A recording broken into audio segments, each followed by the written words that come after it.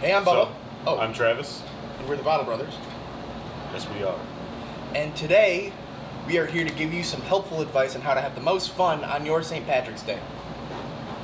Tomorrow. Yeah, tomorrow. So, the best thing to do on any St. Patrick's Day is to not be an idiot. So we made a list of 5 ways to have the absolute worst St. Patrick's Day you possibly can. Yes. Yep. So number 1. Well, let's go in reverse order.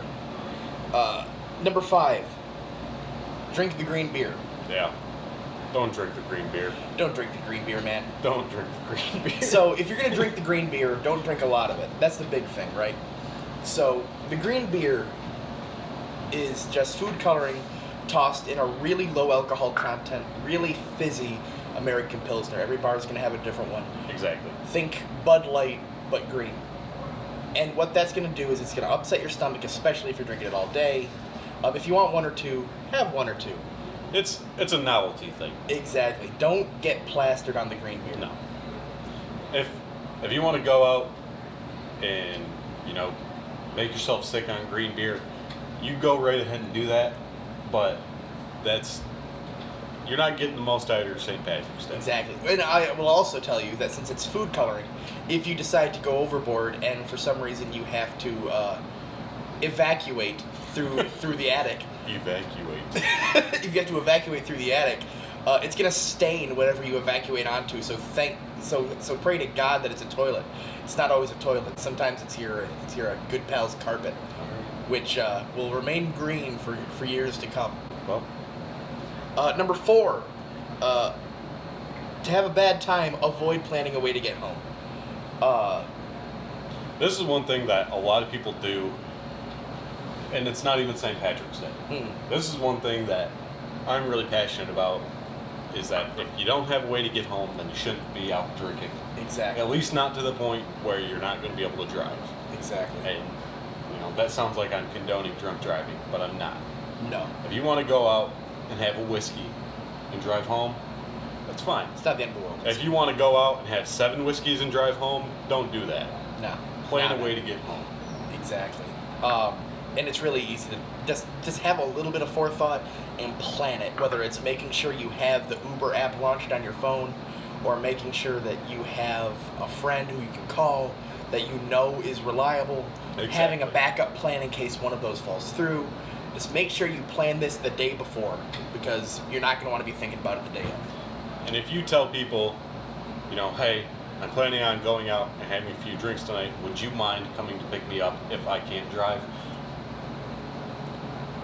Friends or family, 99% of the time, are going to have absolutely no problem doing that. And they're going gonna to be more happy that you went out and had the responsibility to set yourself up a ride than they would if you actually drove home. Exactly. And they're going to be really happy if you let them know the day before rather than an hour before midnight and you're plastered off your ass trying to explain to them exactly what's going on. Right. Number 3 is going to be going in without having a budget in mind. This is a big one. Yeah. This is one thing we'll want to touch on in future videos, is that one of the best ways to have a good time at a bar in general is to have a budget in mind.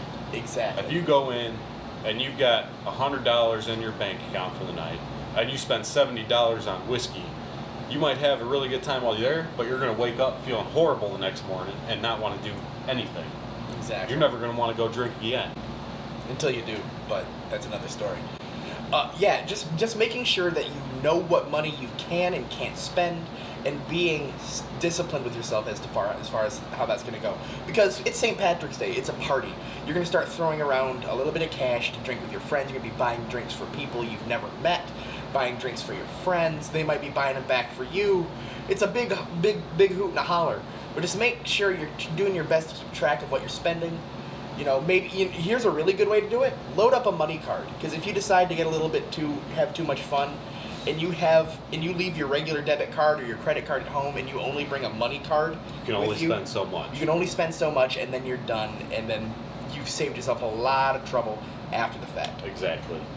And not only that, if you're not the person that goes out and intends to get plastered on St. Patrick's Day, even if you're just going out to have a few whiskeys at a bar, you know, you're going to be able to enjoy those whiskeys a lot more knowing that you don't have to worry about your money situation in the morning.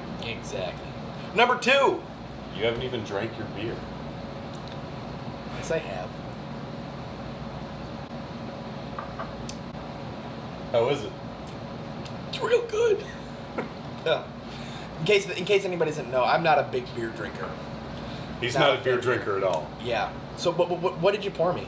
That is the Black Cloister Finn McCool that I've told you 5 times Listen, now. it's a funny up name.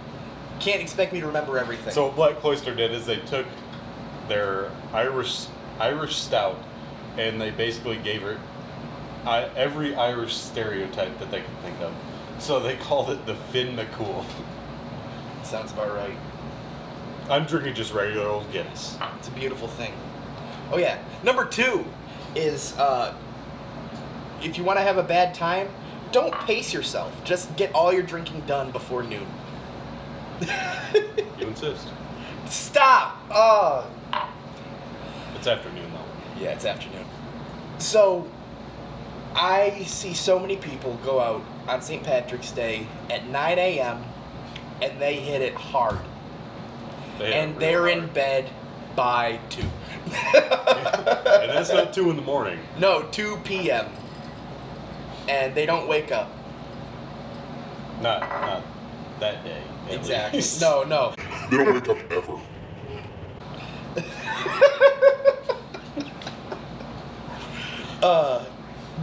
So no, honestly, understanding what you can drink as far as alcohol goes, how often you can drink, how much you can drink, and just knowing yourself as a consumer of spirits and beer is very important, because with this and with beer, it can sneak up on you. Exactly. With whiskey, it'll hit you hard, especially if it's going down really easy, either with like Coke or on ice.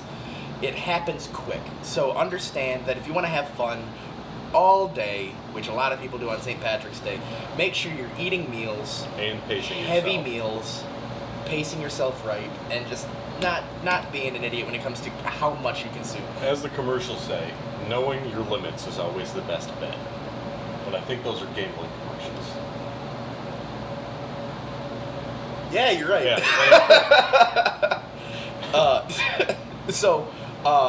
Yeah. Just if you want to get drunk slowly. Make sure that you have an idea of what you should and should not be drinking. And number 1, and this is really big to me, is if you want to have a bad time on St. Patrick's Day, go to bars you've never been to before. See that? So the thing is, if you want to go try a new bar or try a new experience with a new environment, St. Patrick's Day is not the day to do it, and I'll Not tell at you all. why. It's because it's that bar's worst day. Exactly. Here at the bar I work, typically, our customer clientele ranges from people about 40 to 60 who want to come in, have one whiskey, have a cigar, and be on their way. On St. Patrick's Day, our general manager is going to be posted up at the podium outside, kicking out people who are trying to come in too drunk. It's a beautiful thing.